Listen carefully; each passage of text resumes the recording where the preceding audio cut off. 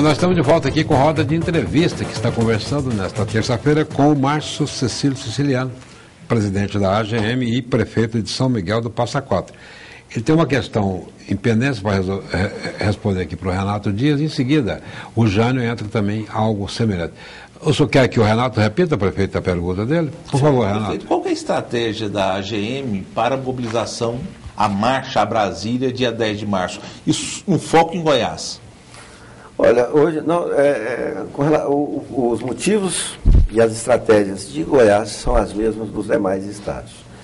O que mais está motivando hoje? Qual seria o nosso argumento hoje? Qual que é o nosso argumento? Primeiro, vamos marchar para lá para sensibilizar o Congresso para derrubar o veto do presidente Lula, que vetou os royalties do pré-sal para ser distribuído aí para mais de 5.300 municípios e vetou em favor de apenas 179 municípios e apenas 2 estados, o estado do Rio de Janeiro e o estado do Espírito Santo. O outro motivo bastante justo, né, e convincente é pela aprovação da PEC 29, a emenda que trata de repasse de mais recursos para a saúde. Nós já fizemos tantas marchas a Brasília, a nossa cobertura. E também em relação ao corte de 50 bilhões. E também em relação ao corte. Esse chegou por último, essa novidade, né? Mas estamos aí já elaborando a agenda para tratar especificamente disso aí com muito carinho, com muito zelo, né? Com muita segurança. Nós já acompanhamos várias marchas a Brasília, anos atrás, e uma pergunta que a gente faz, e eu acho que o telespectador também. Qual é o resultado concreto dessas marchas? Ou é mais barulho, é mais pompa lá em Brasília, na recepção das autoridades de lá? Quais os resultados que a sua comunidade já tem e que o restante dos goianos tem em cada município? Olha, resultados altamente positivos. Primeiro, os municípios conquistaram aí o diferencial de 1%, que é repassado todo final de ano, que isso possibilita e facilita aí o fechamento das contas, ajuda no fechamento das contas. Do pagamento do 13º, enfim, de outras despesas aí que chega no final do ano, o prefeito não tem como pagar. O aumento, praticamente o dobro, da merenda escolar, que nós recebíamos, míseros 13 centavos, o dobro, foi para 24 centavos, mas, de qualquer forma, foi uma conquista. Se nós não tivéssemos saído daqui, o Rio Grande do Sul não tivesse saído do Nordeste e da Brasília, nós não teríamos conseguido nem isso. E conseguimos também a renegociação da dívida do INSS, que estavam inviabilizando inúmeras administrações, e nós conseguimos.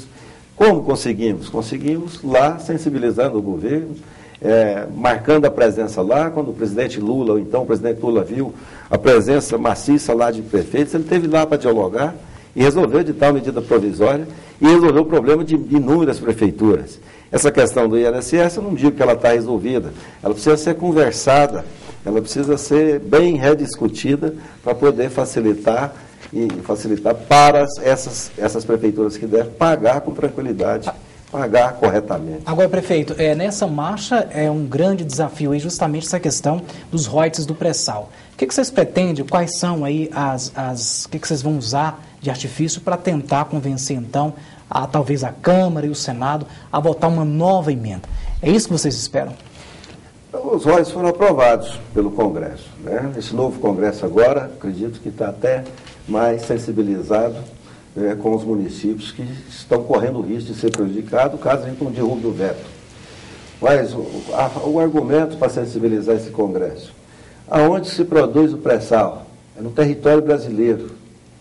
Como que lá eles vão convencer 5.300 municípios, a maioria maciça do Brasil, de que aquele território onde se produz, onde se retira o pré-sal, é de apenas 2 estados, é de apenas 179 municípios. E essa questão do petróleo, que extrai de lá e que se gasta no Brasil, é gasto pelo Brasil todo. O Brasil todo compra o petróleo, o Brasil todo gasta o petróleo, o Brasil todo paga o imposto. Portanto, mais do que justo que se distribua com justiça e de forma correta com todo o Brasil, Prefeito, com todos os estados. Essa distribuição seria 800 milhões de reais só para Goiás. Isso resolveria em parte os problemas dos municípios? Ajuda, e vamos dizer que não resolve os problemas, ajuda, e de toda forma nós não podemos abrir mão E a bancada, prefeito, está tendo uma conversa dos municípios, da AGM, com a nossa bancada, com a bancada goiana no Congresso, por essa redistribuição? Qual que está sendo o papel da bancada dos deputados federais e dos senadores?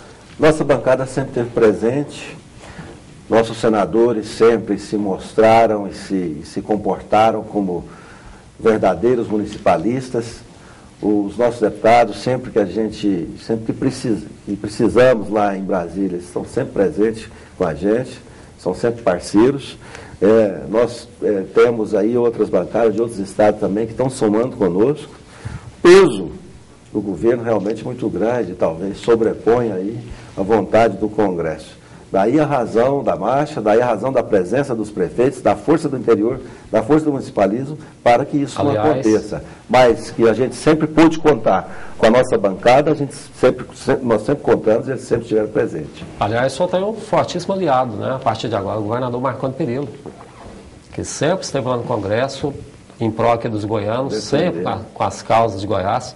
Como é que houve essa aproximação do governador com todos os prefeitos, independente de legenda nesse momento? Os prefeitos entraram em 2011 com uma expectativa, né, muito positiva, com bastante esperança. Por quê? Porque assumiu o governo um governador que sempre se mostrou municipalista, que sempre se comportou como municipalista, que no Congresso Nacional, no Senado da República, defendeu as nossas causas, esteve conosco. E abril, janeiro aí, enfrentou os problemas e já começou a chamar os prefeitos. Amanhã ele conclui o almoço, a reunião com o restante dos prefeitos. Sentou com todos os prefeitos, uns 246 prefeitos do Estado. Apresentou ali os problemas que ele enfrentou. Mas chamou e transmitiu otimismo para todos. Olha, nós temos as saídas. As parcerias virão em um futuro muito bem breve. Os programas sociais serão reeditados. Então, todos os prefeitos saíram dali bastante otimistas, com a certeza que nós vamos ter um 2011 bastante promissor. Presidente, qual a realidade das 246 prefeituras do estado de Goiás em relação, por exemplo, às contas de 2010? Existe um percentual alto ainda que não conseguiu equilibrar as contas públicas, que não pagou o 13º, que está com o salário de servidores atrasado ou não? Olha, eu até pedi um levantamento dessa natureza para ver de que forma a gente possa agir, o que a gente pode fazer, o que a gente pode orientar. Né? O senhor tem esse número? Que solução que a gente pode buscar em conjunto aí, pela AGM, em conjunto com os prefeitos, com as demais associações. Mas o que a gente tem visto aí, a grosso modo, é que a situação não é tão grave como a gente esperava que fosse. Mas tem gravidades. A maioria dos municípios não fecharam as contas. E por quê? Exatamente por questão de queda de receita. No mês de julho do ano passado, nós tivemos uma queda de FPM muito brusca e isso repercutiu para frente aí e veio refletir lá no mês de dezembro, onde muitas prefeituras não teve condição de saldar todas as dívidas. Agora, esse novo salário mínimo vai produzir um impacto significativo nas contas dos municípios. O senhor calcula o que isso pode provocar? Não, o impacto ele vai prejudicar desde o município pequeno até o município grande. Ele vai causar realmente um problema. Agora, o mal maior não é a questão do salário mínimo. O mal maior, às vezes, é a questão dessa questão da distribuição de renda, porque a gente escuta aí que teve uma arrecadação recorde, que ultrapassou os trilhões lá, e realmente a receita dos municípios não aumenta. Então, nós precisamos ir lá, dialogar e ver. Eu não estou preocupado com o salário mínimo, né? Não estou preocupado com essa questão. Porque o senhor se refere à receita, ao bolo tributário da União? Isso aí que a gente distribuição. precisa Caiu 6%. Olha, né, 88 nós tínhamos quase 23% de participação, e hoje nós não temos nem 15%. A principal reclamação, então, dos prefeitos, no caso dos municípios, se deve a essa questão dos recursos, essa falta de...